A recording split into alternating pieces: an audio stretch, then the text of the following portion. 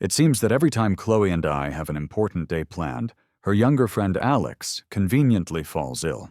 The first time I was supposed to meet her parents, he was struck down by a sudden case of gastroenteritis. On the day we were scheduled to get our marriage certificate, he fainted from what was later called heat stroke.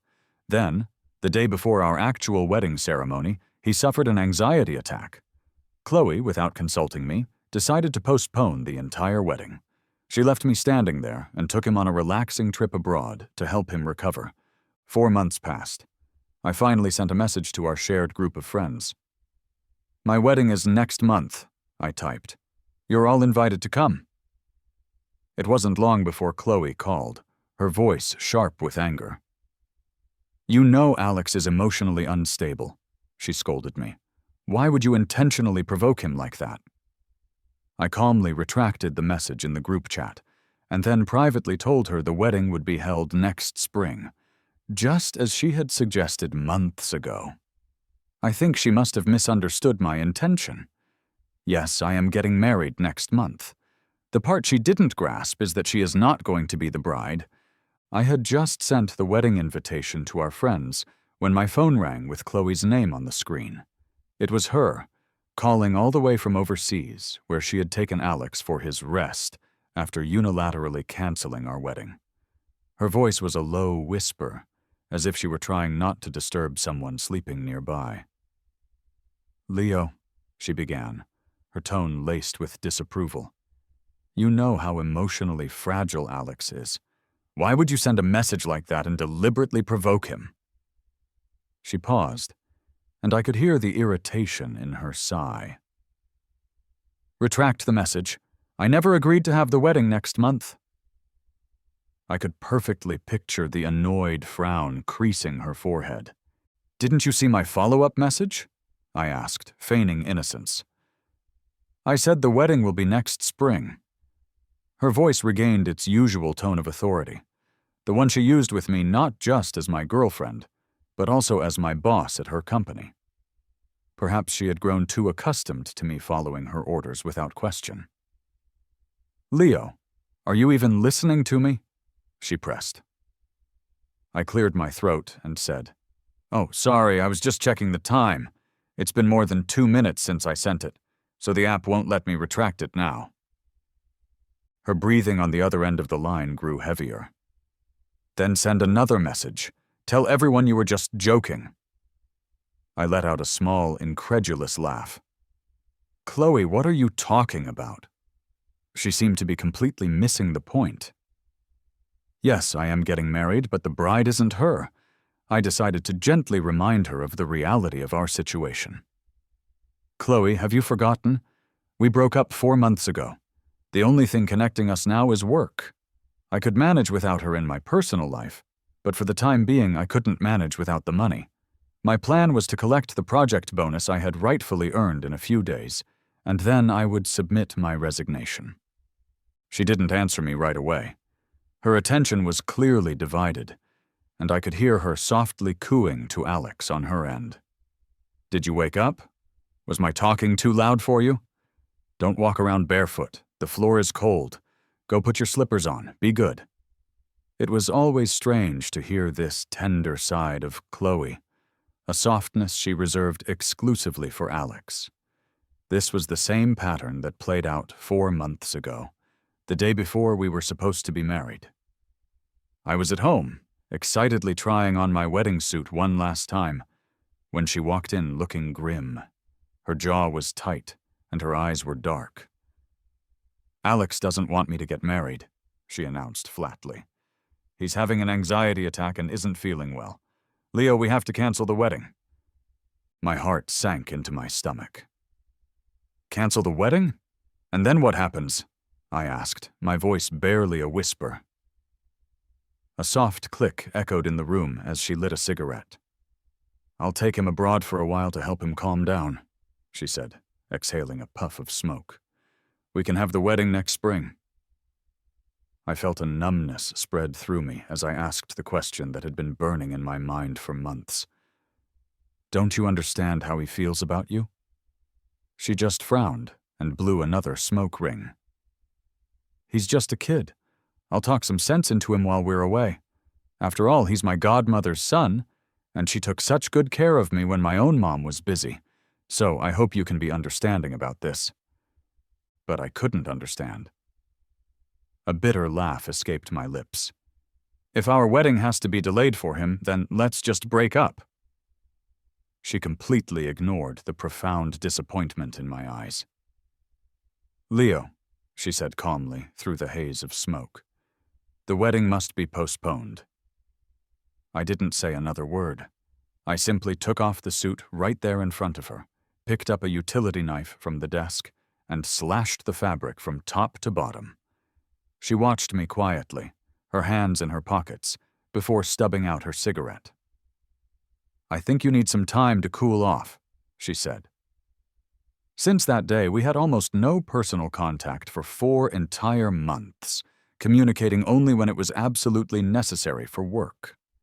I was serious about the breakup, but she seemed to believe I was just throwing a tantrum and that a cooling-off period would bring me back to my senses. After murmuring a few more soothing words to Alex, she returned her attention to our call, as if nothing had happened.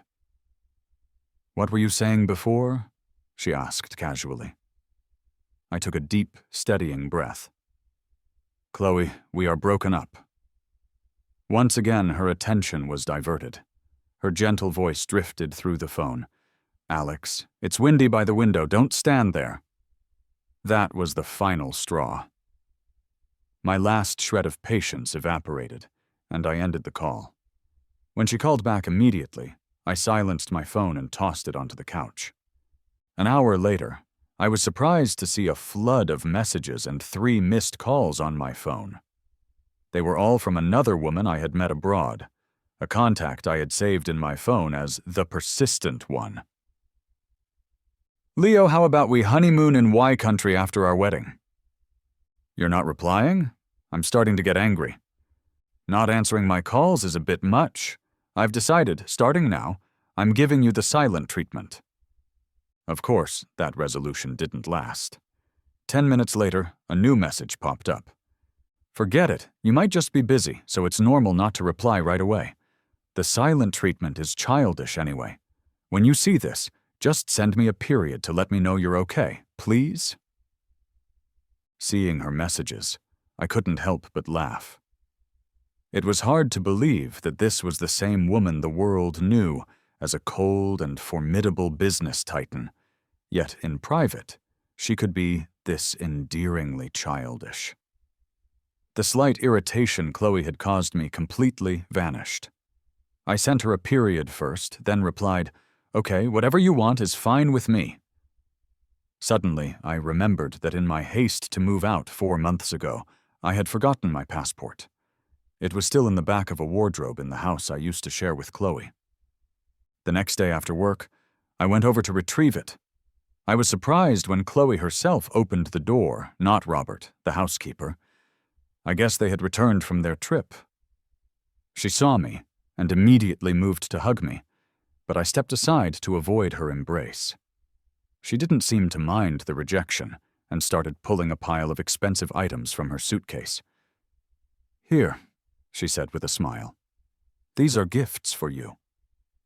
She presented a limited edition watch, a pair of platinum cufflinks, and then tossed a large Gundam model into my arms. "I hope you like them," a cheerful voice chimed in from behind her. "I helped Chloe pick those out for you. She has no idea what guys actually like." It was Alex. He pointed to the identical, though not limited edition, watch on his own wrist and pouted. "Chloe is so good to you, Leo, getting you the limited edition. Mine is just the regular one." Chloe playfully tapped his nose with her finger and laughed. "But didn't you say you preferred the basic model?" Alex just flipped his hair stylishly. I wasn't in the mood for their little performance. "If the regular one is so bad, you can have this limited edition," I said flatly, holding out the watch. "Then you can wear it while holding your Gundam model and your platinum cufflinks. It will feel like the whole world belongs to you." Chloe's expression shifted, a slight frown of concern on her face. Leo, what's wrong? Who are you angry at? Alex, ever the actor, bit his lip and glanced down at the oversized men's slippers he was wearing. Leo, are you upset because I borrowed your slippers? He asked, his voice trembling slightly. I chuckled. Not at all. If you have a particular fondness for wearing other people's old things, feel free. His face went pale and his eyes started to water. He grabbed his suitcase and made a show of leaving. Chloe, I should probably go. I can just get a hotel room. I don't want to stay here and be insulted. My mom wouldn't want me to be treated this way. The mention of his mother seemed to be a trigger for Chloe. Her eyes darkened as she looked at me, though her words were directed at him. Where do you think you're going? This is my house, and I decide who stays here. Then she turned to me. Leo, do you mind if Alex stays for a little while? I almost laughed out loud. It's no problem at all, I said, my voice dripping with sarcasm. It has absolutely nothing to do with me. I turned and walked upstairs, quickly found my passport in the wardrobe, and came back down. Alex was watching me with wary eyes. I offered him a piece of advice. You don't need to worry about competing with me. We have nothing to fight over anymore, especially not people. I turned and gave Robert, the butler who had always been kind to me, a warm hug. I'm leaving now, I told him, and I won't be coming back. Chloe looked completely bewildered. Where are you going? Her expression hardened into a familiar coldness. Leo, how old are you? Are you seriously running away from home? I couldn't help but laugh at the absurdity. Who said anything about running away? Robert, who had been silent until now, finally spoke up.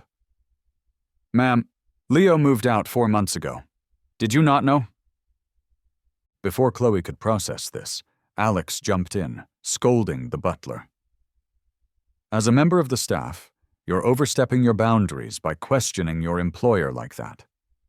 He then turned his attention back to the situation.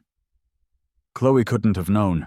She had a car accident almost as soon as we went abroad and was recovering in the hospital for a long time. He looked at me with a judgmental expression.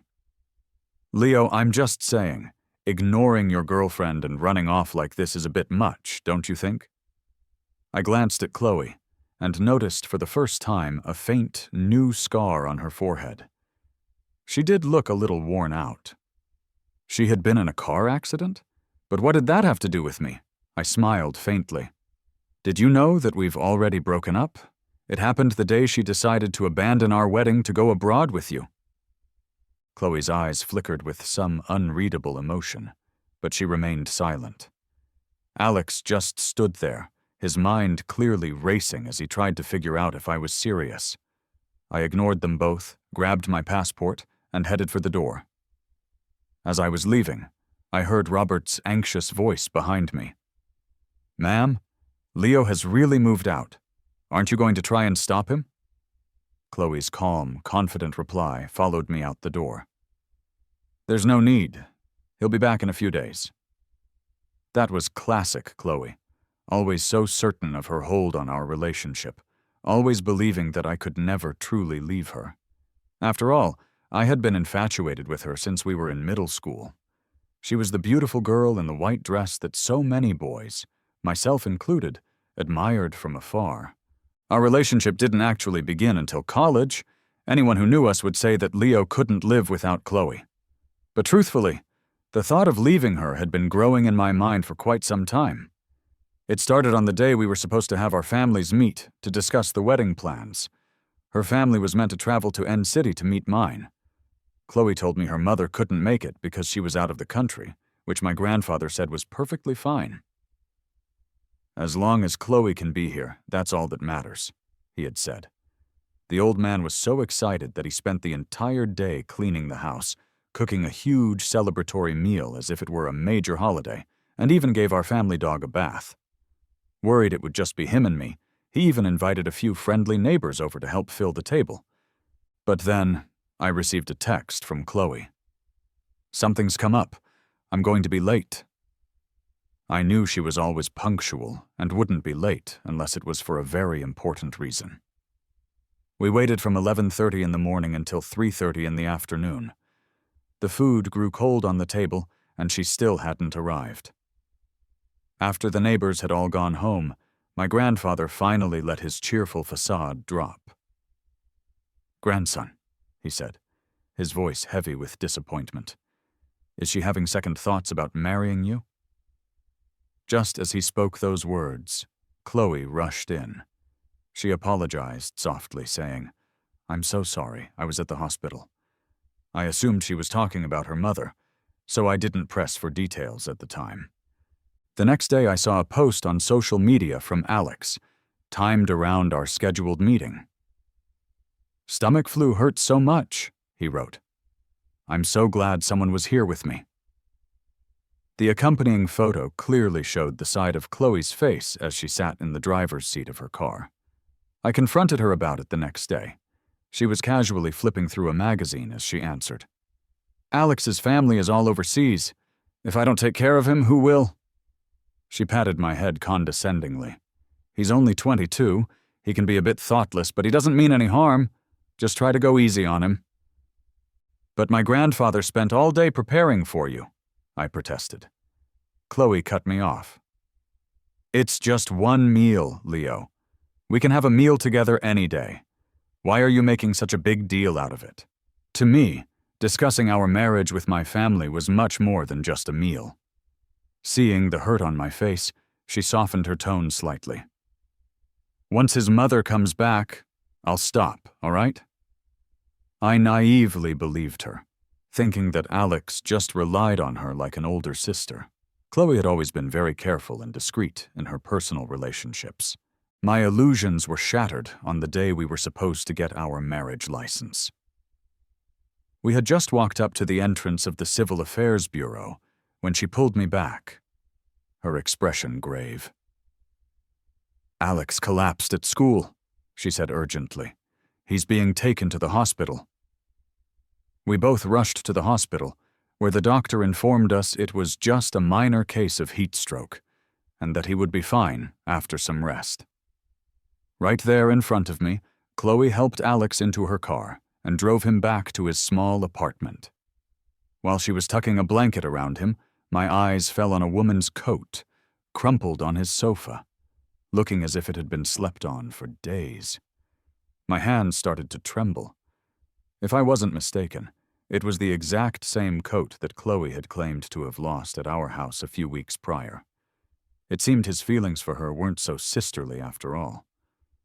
That night, Chloe and I had the biggest fight of our entire relationship. She claimed that his clothes had gotten dirty, so she simply gave him the spare jacket she kept in her car. She looked at me with a cold, unwavering gaze. "Leo, you're picking a fight over a piece of clothing in the middle of the night. Are you sure you don't have some kind of anxiety issue?" I felt a surge of anger and injustice. Is this really just about a coat? It's about our relationship constantly being interrupted by a third person. She replied casually, "Leo, you can't be so overly possessive just because you lacked love as a child." Then she simply turned over and went to sleep, her breathing even and calm, leaving me awake all night, stewing in my own turmoil. Later, I came to realize that the biggest problem in our relationship was her complete disregard for my feelings. Things that were deeply important to me were always brushed off as minor issues by her. That was the first time I seriously considered breaking up with her. The next day, I got a call from a neighbor telling me that my grandfather had suddenly fallen ill. Without a second thought, Chloe canceled an important meeting and rushed with me to N-City. My grandfather was a nostalgic and stubborn man, and he refused to move in with me, saying it was his duty to look after our family home now that my parents were gone. Now he was sick, and I felt helpless, unable to even take care of him properly. Chloe took my hand and said, "Your grandpa will be okay, don't worry." She stayed by my side the entire time, helping us with doctor's appointments and getting his medicine. When everything had settled down, she squeezed my fingers and smiled gently. "Let's get married," she said. "Once we're married, we can convince your grandpa to move in with us." Perhaps it was that single moment of warmth and support that made me nod and agree. Looking back on it now, I realize a man shouldn't be so easily swayed. Couldn't I have handled all of that on my own without her? Still, I suppose Alex did me a favor in the end. By stopping us from getting that marriage license, he saved me from what would have inevitably become a divorce. The next day, as soon as I walked into the office, my phone buzzed with a message from my persistent one. "Just got off the plane. When can I see you?" I quickly texted back, "Working all day. I'll see you tonight." She replied with a pouting emoji, and I couldn't help but smile. My colleague David leaned over and whispered, "Leo, you're about to lose your job, and you're still smiling." Apparently, Chloe had given the main planning role for our biggest project, a role that I held to her college junior. "To Alex?" I asked. I had worked my way up from being Chloe's assistant to the head project planner through years of hard work and skill. In the past, this news would have devastated me. Who wouldn't be upset about being replaced by someone who got the job through connections?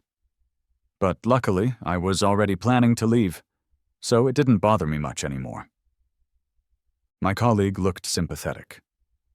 "The HR manager even argued on your behalf," he said.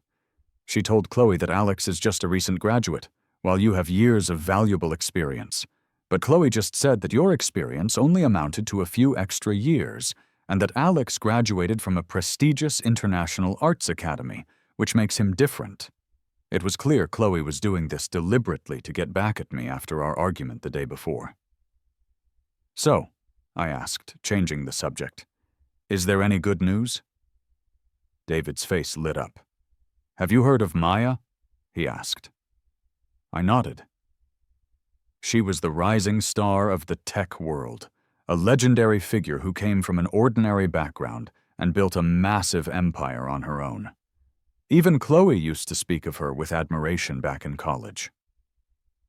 "Maya's not like me," Chloe once said. "I have my family's backing, but she built everything purely on her own merit. She's truly remarkable. What does she have to do with me?" I laughed. My colleague grinned.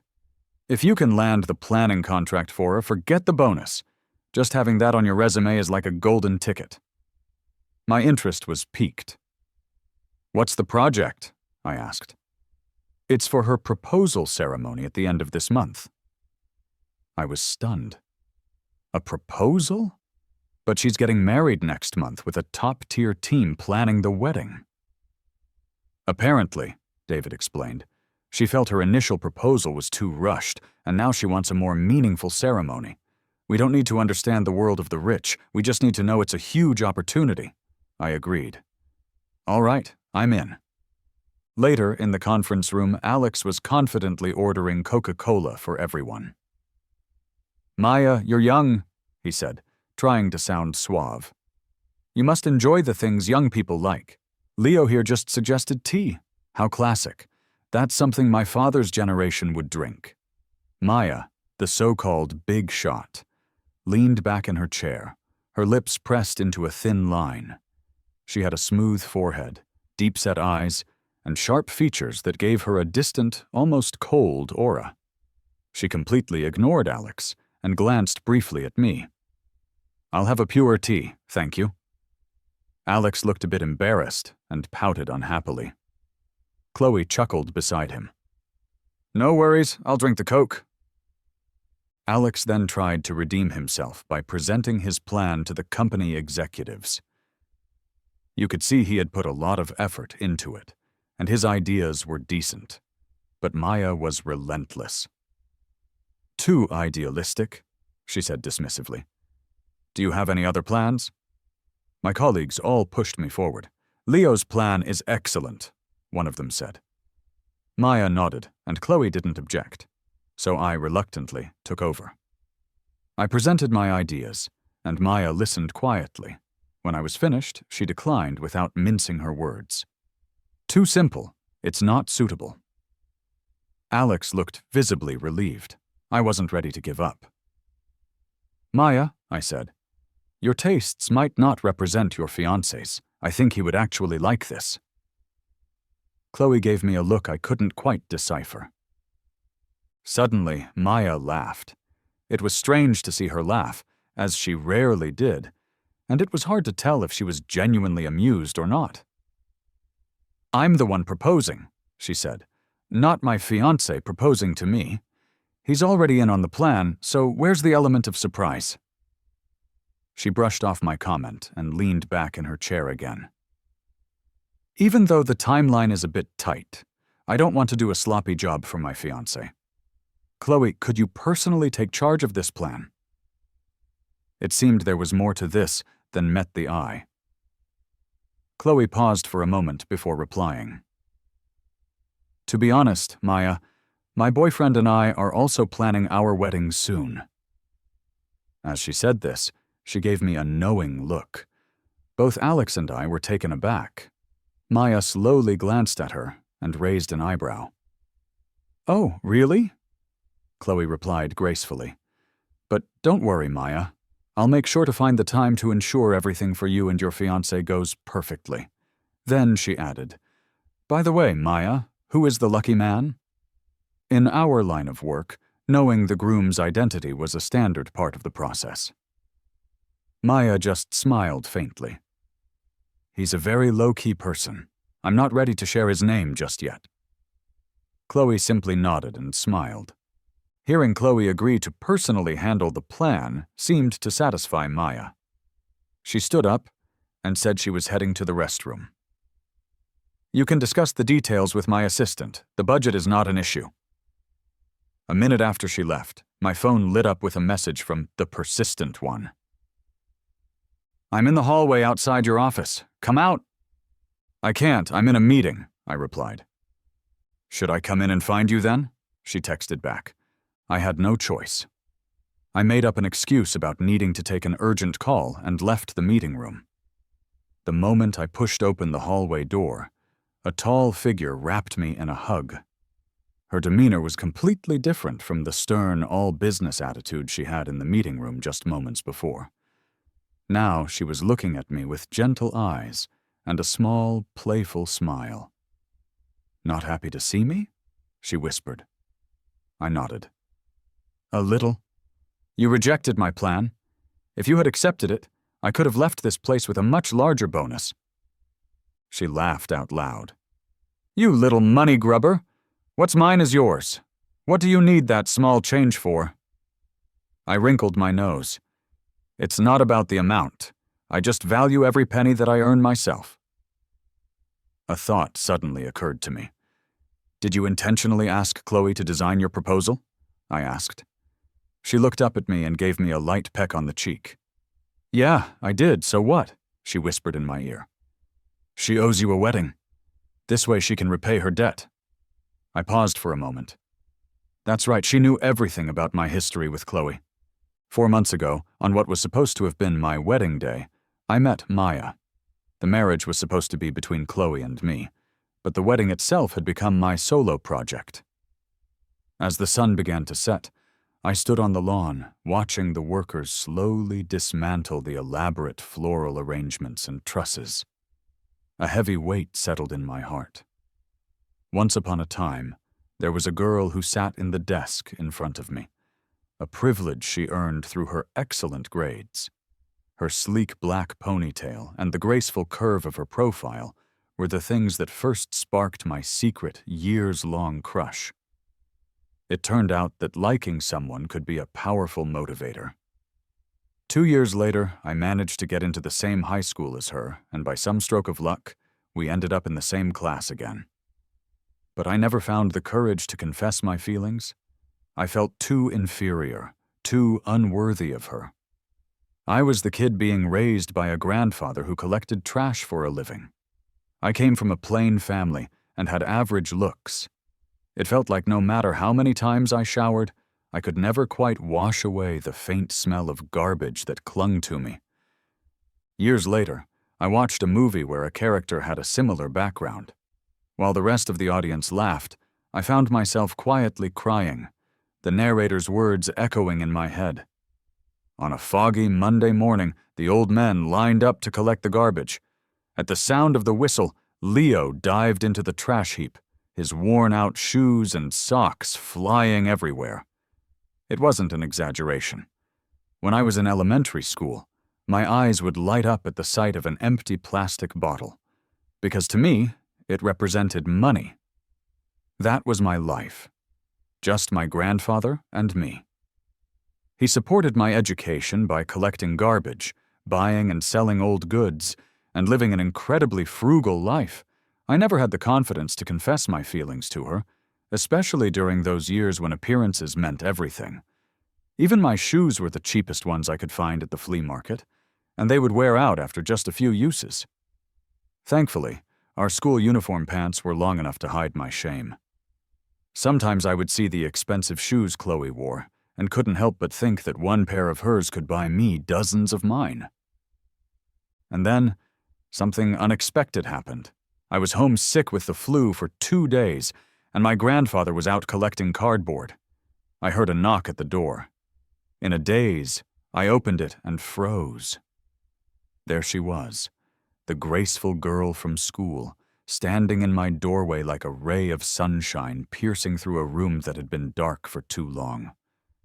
Backlit by the afternoon light, she said, "I brought you some flu medicine. Do you want some?" I was completely flustered that day. It wasn't just her presence that flustered me, but the cockroaches that scurried across the floor. Our walls were piled high with sacks filled with all sorts of empty bottles we had collected, and beneath them were stacks of cardboard, a perfect breeding ground for insects. This was my life, my home, a place filled with trash that was also the source of our livelihood. Yet she seemed completely unfazed. She picked up the kettle from our small table, rinsed a cup, and poured me half a cup of hot water. "Take the medicine first," she said. "You're burning up." In reality, I wasn't burning from a fever. I was burning with shame. "Thanks to the class president for coming on behalf of our classmates to check on me," I mumbled. "I really appreciate it." She chuckled softly. "I'm not here on behalf of anyone else. I'm here for myself." "Leo," she asked, "do you want to apply to the same college as me?" I just stared at her, my heart pounding in my chest. "Leo," she continued, "after the college entrance exams are over, how about you become my boyfriend?" I always believed that Chloe and I would get married, have children, and grow old together. That belief held firm until I found myself standing alone at the venue of the wedding I had planned all by myself. Without her there, I knew with a painful certainty that we were finished. That day, I allowed myself to cry, clutching a bouquet of flowers that was meant for our ceremony. While I was sobbing my heart out, Maya appeared. At first, I just assumed she was another guest at the hotel where the wedding was supposed to take place. "The bride ran off?" she asked. "That must be pretty upsetting." I shook my head. "No," I said, my voice thick with emotion. "I'm crying for my wasted youth. It just went down the drain. I treated her so well, I helped her build her business for years, and then she cancels our wedding because of one comment from her younger friend. My grandfather got so angry about it that he ended up in the hospital, and I have no idea how to even explain it to him. How is any of that fair?" I'm not usually the type to share my private problems with complete strangers, but for some reason, I just spilled everything to this random woman that day. She didn't seem to mind. "How about this?" she proposed. "Let's make a deal. I'll help you comfort your grandfather, and you can help me comfort my grandmother." I was confused. How would that work? "My grandmother's greatest wish is to see me with a partner before she passes away," she explained. I scoffed. "You think you're Maya or something, with your grandmother pushing you to get married? I've read stories online about how devoted she is to her grandmother, but refuses to listen to her about getting married." She looked at me directly. "You're right," she said calmly. "I am Maya." I didn't believe her at first, so I discreetly searched for her name on my phone. My jaw dropped. It really was her.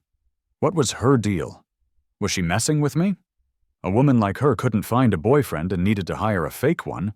Was she unwell? My expression must have given my thoughts away, because she could tell what I was thinking. "I'm not unwell," she said, her voice steady. "I just haven't met the right person yet. I'm perfectly healthy, you can rest assured. Think of it as a mutually beneficial arrangement.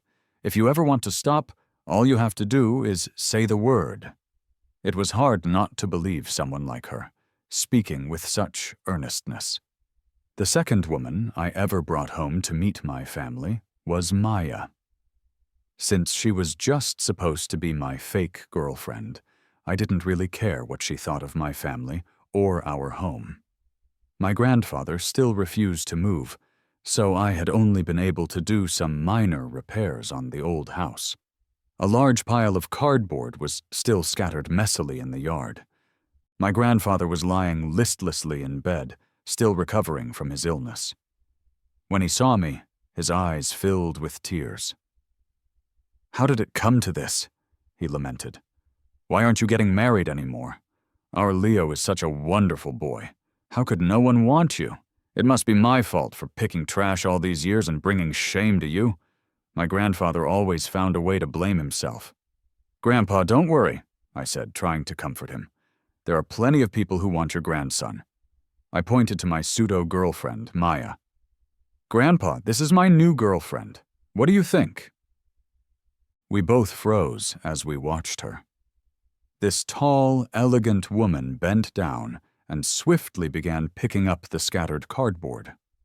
With surprising dexterity, she opened the corners of the boxes, flattened them with her expensive, polished shoes, tied them into neat bundles, and stacked them in a corner.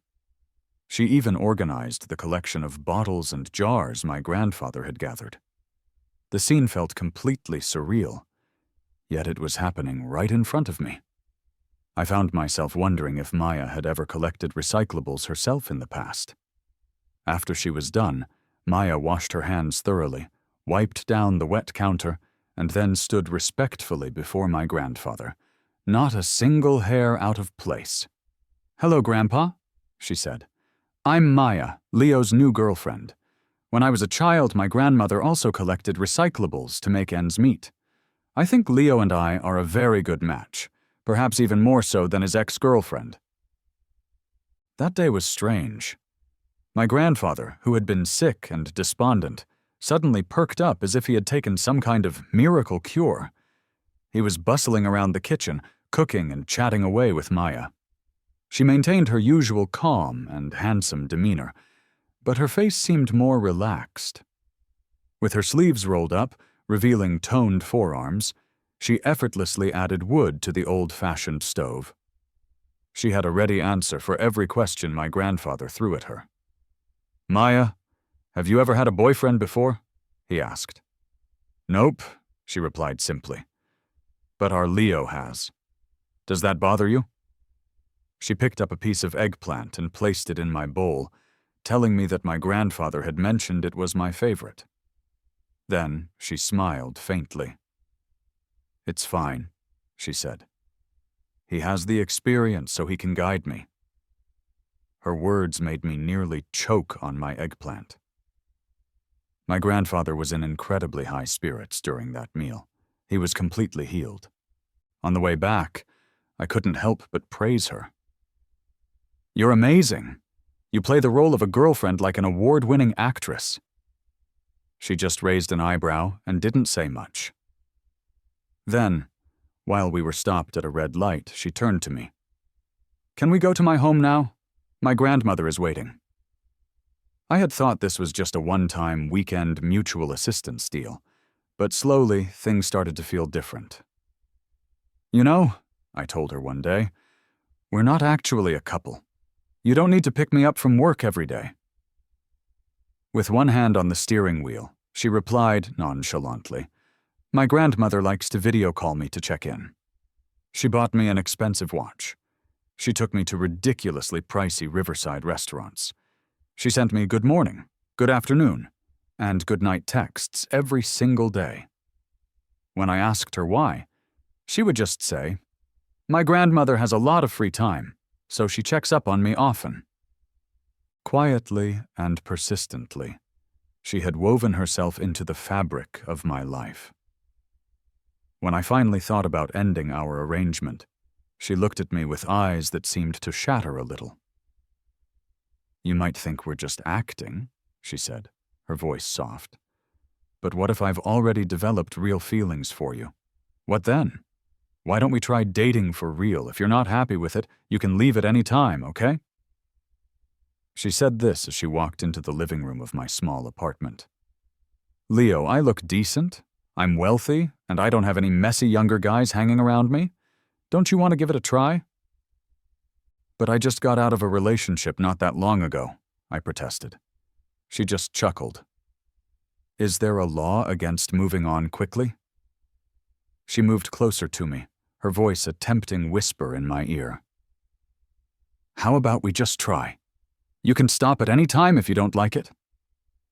And just like that, I was caught in her charm. It felt like I was living in a dream. I had somehow managed to get a powerhouse of a woman as my girlfriend, and I had even agreed to get a marriage license with her. It felt more like I had walked into a perfectly laid trap. One sunny weekend morning, with sunlight streaming into my apartment, Maya was pacing around in a silky robe, her long, pale legs on full display. She looked at me as if I were some kind of villain. "So, you're saying you were just dating me for fun, and you never once thought about marrying me?" I sat up in bed and sipped the warm water she handed me. "That's not it at all," I said. "We just started dating a month ago. Isn't it a bit soon?" She stared at me quietly. "A month in, and you've already slept with me. Aren't you going to be responsible for me?" Wait a minute. Wasn't it her, the little temptress who had seduced me the night before? "Leo," she said, her voice serious. "I'm a very traditional woman. You can't just ruin my reputation like this." How did the conversation even get to this point? That day, she left me completely speechless. Every word out of her mouth was an accusation, claiming that I had played with her emotions. "Maya, what is it that you want then?" I finally asked. "A marriage license," she stated plainly. "I can't just be with you without a proper title. It goes against my values." As she spoke, she pulled out a stack of documents from her briefcase. "Marry me. If you're not happy, you can divorce me at any time, and all of this property will be yours." I glanced at the papers and saw columns of zeros that made my head spin. A jolt of excitement shot through me, but then I remembered. When we first started this mutual assistance, she had said we could stop at any time. Then she coaxed me into a real relationship, and suddenly stopping was no longer an option because she wouldn't allow it. It felt like she was slowly boiling a frog, and I was the frog. "Maya," I asked, half joking, "you're not after my organs, are you? Are you planning to trick me into going to some small Southeast Asian country to steal my kidneys or my heart?" She paused, looking a little exasperated. "Leo, don't you get it? Why can't you just believe that I want to marry you because I love you?" I asked timidly. "So you really don't want my kidneys?" She silenced me with a kiss. "I'd much prefer your heart," she whispered. I shivered a little. Back in the hallway at the office, Maya pinched my cheek playfully. "She owes you a wedding," she repeated. "I wanted her to be the one to give it to you, but I was afraid that if she found out the truth too soon, it would ruin our actual wedding, and that would be unacceptable. So let's just have a proposal ceremony first. Let her watch me ask for your hand." I sighed. "Boss, that sounds a little bit naive, don't you think?" She just raised an eyebrow. "Weren't you the one who told me that women are just girls at heart until the very end?" Suddenly, the idea of proposing right in front of Chloe seemed incredibly appealing. Ugh, I was starting to pick up Maya's mischievous habits. I quickly nudged her away. "All right, You should head back in before anyone sees us and thinks we're up to something. Maya pouted. Leo, we're legally married. Why are we acting like we're sneaking around? I improvised. Doesn't this feel a little more thrilling? Her eyes brightened for a moment, and then she looked down with a smile. In that case, let's do something even more thrilling. What are you two doing? A surprised voice suddenly cut through our conversation. The hallway door had swung open, and it was Alex, with Chloe standing right behind him. Chloe's eyes were dark and unreadable as she stared intently at me. Maya nonchalantly adjusted her outfit. I got a little lost and was just asking for directions, she said smoothly. No one would ever believe such a flimsy excuse, but when a boss says it, it somehow sounds convincing. As Maya turned to leave, Alex smirked triumphantly. I told you there was something strange going on. The moment the boss left the meeting room, Leo rushed out of the office to meet her. Leo, don't you think this is pretty shameless behavior? Just then, my phone buzzed with a new text message. It was a notification from my bank. The bonus had been paid early, and the money was already in my account. I couldn't help but smile, which left Alex looking completely stunned. Are you all right in the head? He stammered.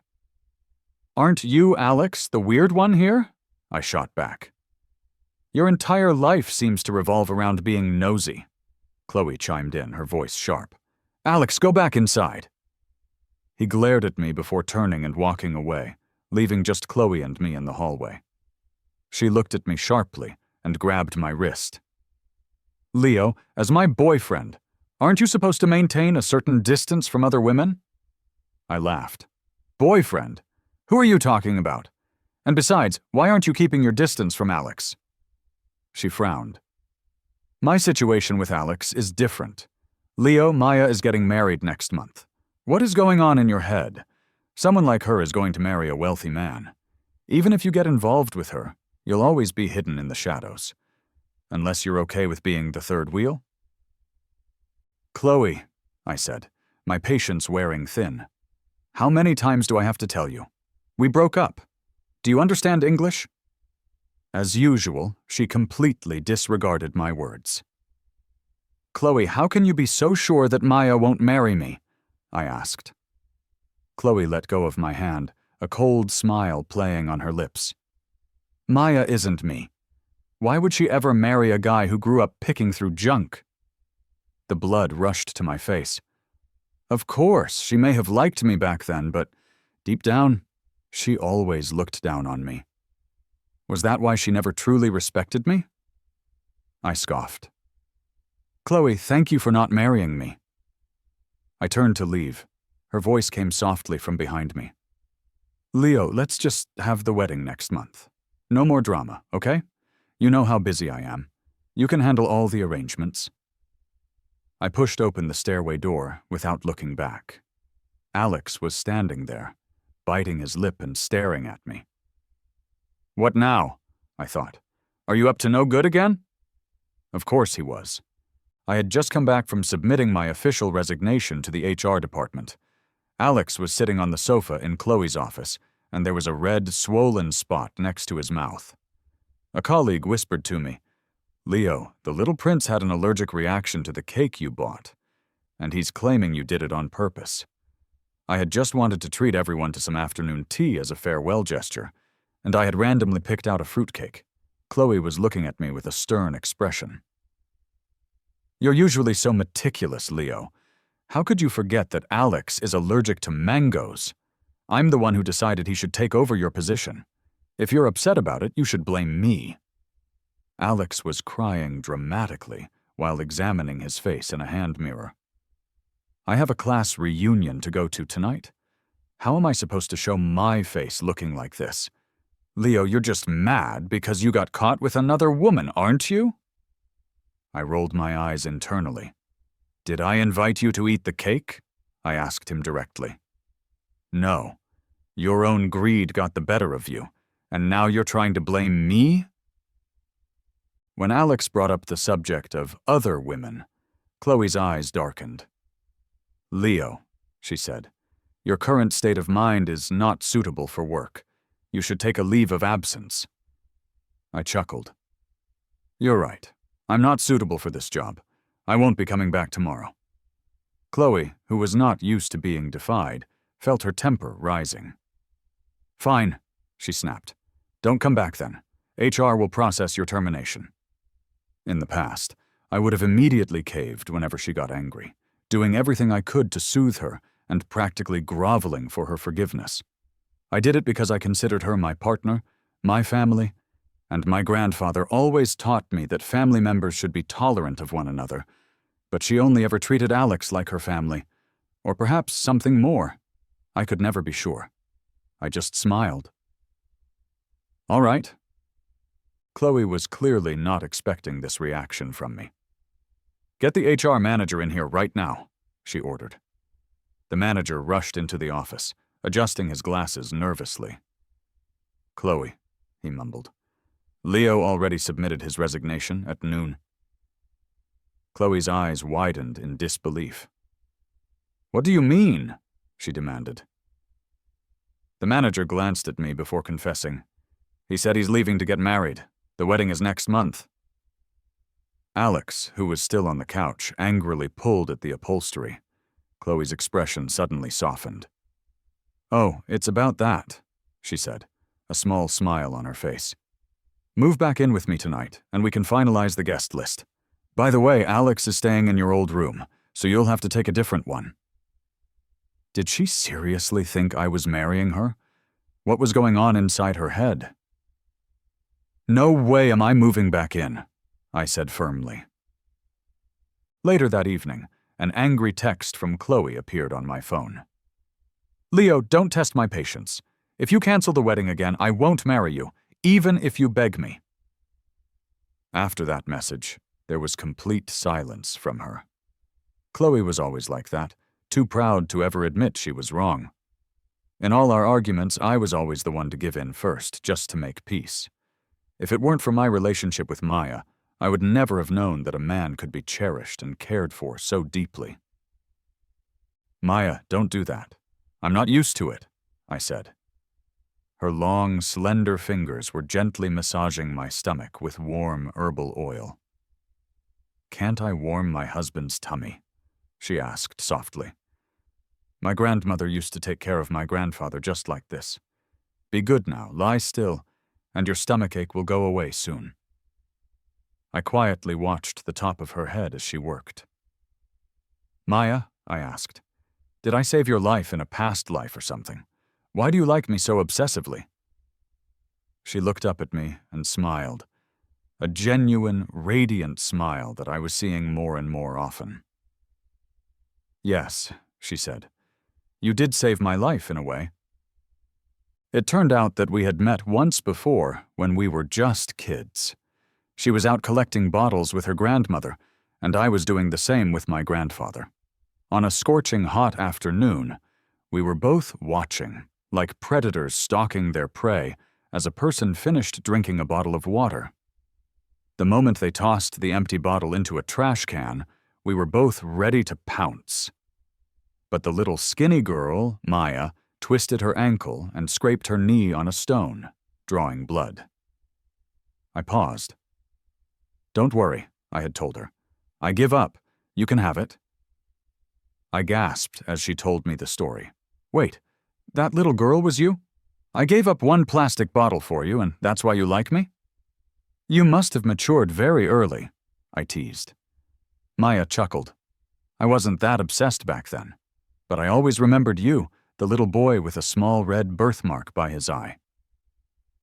Soon, Maya told me about the second time she saw me, though I didn't see her. "My life wasn't as easy as everyone thinks," she explained. "I had a major business failure once and lost all of the savings my grandmother had painstakingly accumulated. Then, my grandmother was suddenly diagnosed with cancer. I borrowed money from every relative I had until they started shutting their doors in my face. On New Year's Eve, Maya, the woman who once had grand entrepreneurial dreams, found herself walking by the river, feeling like a drowned rat. "I thought to myself," she confessed, "that without my grandmother I wouldn't want to live anymore either." I remembered it now. It was her. That disheveled young person with unkempt hair, looking thin and dark, a world away from the powerful and polished Maya I knew now. "Maya," I said, "just because I asked you to help me take some photos and dragged you along with me, you developed feelings for me?" Maya looked down and laughed softly. "But do you remember," she asked, "that you kept taking more and more steps away from the edge of the river until we were nearly a mile away from it?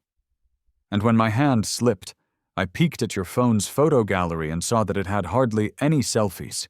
That told me you're not the type of person who enjoys taking pictures of yourself." I paused. She was incredibly sharp. "So," she continued, "our Leo is a very kind-hearted person.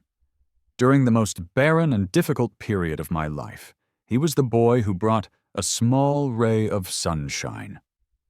That night, I had bought her a bowl of noodles to thank her for helping me with the photos. It was the best bowl of noodles I have ever had," she said. A sweet boy sat across from me, with steam rising from his own big bowl, and told me, "As long as you're full, life will get better." I smiled and nodded, remembering. "Yeah," I had said, "once you're full, everything else seems easier to handle." She tucked the blanket around me and gave me a hug, slowly finishing her story. She had swallowed her pride and borrowed money from her university professor and classmates, eventually paying them all back with double or triple the amount. Luckily, her grandmother's health stabilized, and the doctor said she could live for a long time, even with her condition. I turned to her. "Why didn't you come find me then?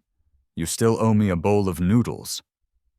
She explained that she had tried, but had only managed to watch me from afar, making anonymous donations to my school. Unfortunately, by that time, I was already with Chloe. "Later," she said, "on the lawn of that hotel, when I saw you setting up your own wedding scene all by yourself, I knew my chance had finally come."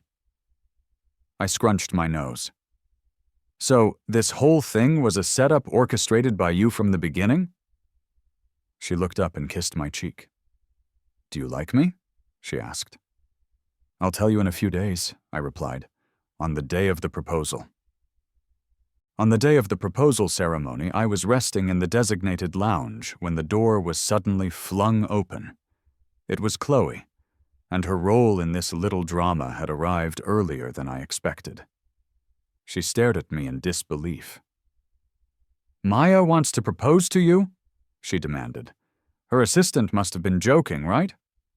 I just chuckled. "Didn't you see the sign on the door? This lounge is reserved for the future Mr. Lin." Chloe looked extremely upset. "How could you do this?" she asked, her voice trembling. "After all these years we've been together and you've only known her for a few months."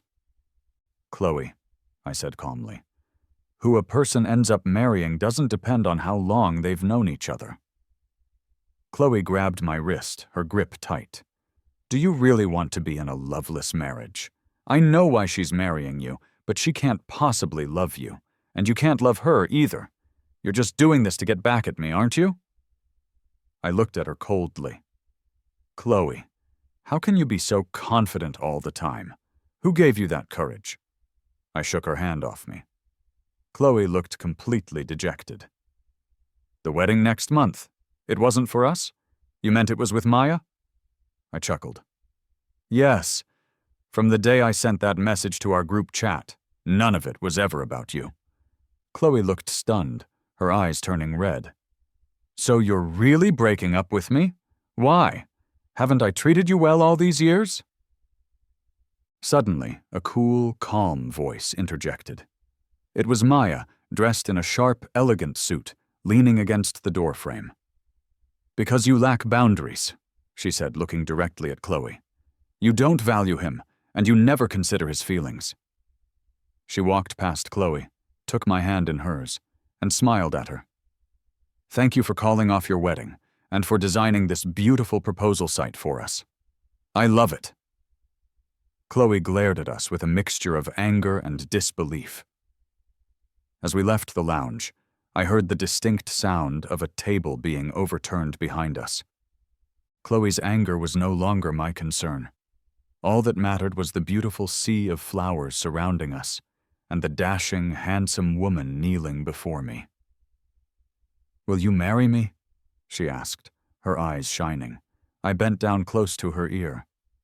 "You asked me the other day if I like you. Even if this was all a setup from the beginning, I walked into it willingly. Maya, I like you." Maya looked up at me, her own eyes filling with tears. "What are you kneeling for? Put the ring on my finger," I whispered. "As you wish, my Prince Leo," she replied with a grin. After the proposal, as I was about to get into the car with Maya, Chloe rushed over to us. "Leo, can you please give me one more chance? Alex is leaving the country tomorrow for good." Behind her, Alex was being restrained by Chloe's assistant, yelling at her. "You can't do this to me. What about my mother?" Chloe ignored him completely, looking at me with pleading eyes. "Leo, will you come back to me?" Maya, completely unfazed, pulled a small red document out of her purse. "It's too late," she said calmly. "Where were you earlier? We're already married." This sly woman even carried our marriage certificate with her. I couldn't help but chuckle. "Chloe," I said, "we were supposed to get married on that day, but then Alex fainted. You went to take care of him, and we never made it to the bureau." Chloe's lips trembled, her eyes moist with unshed tears. She was completely speechless. I didn't see her again after that, until we returned from our honeymoon. Chloe's assistant called me. "Leo, Chloe is in trouble. She drank too much and has been hospitalized for a stomach issue. She keeps asking for the yam porridge you used to make for her." I remained silent on the other end of the line. The assistant sighed. "I know you probably can't make it, and that it would be inconvenient, but could you possibly visit her just once?" "It's not convenient," I said firmly. "I'm a married man now, and I have boundaries. Tell Robert to make some for her." Then I hung up the phone. If my persistent, clingy wife heard that conversation, she would surely get jealous and find some way to punish me later. A shiver of fear ran down my spine as I rubbed my sore back. But it was too late. She had already heard everything. "I won't let Robert make it for her," she said, coming up behind me. I laughed. "Robert is Chloe's butler. Do you think he's going to listen to you?" Just then, Robert himself strolled out of our kitchen, wearing an apron. "Dinner is ready," he announced cheerfully. I was completely stunned. Maya just curled her lips into a satisfied smile. "I hired Robert away from her at a very high salary to come work for us. Do you like it?" I jumped up and wrapped my arms around her. "I like it a lot. I love it." Her eyes were full of stars as she looked at me. "Call me that more often," she whispered. "Forever, and I promise I'll drive you crazy." I smiled. "Okay."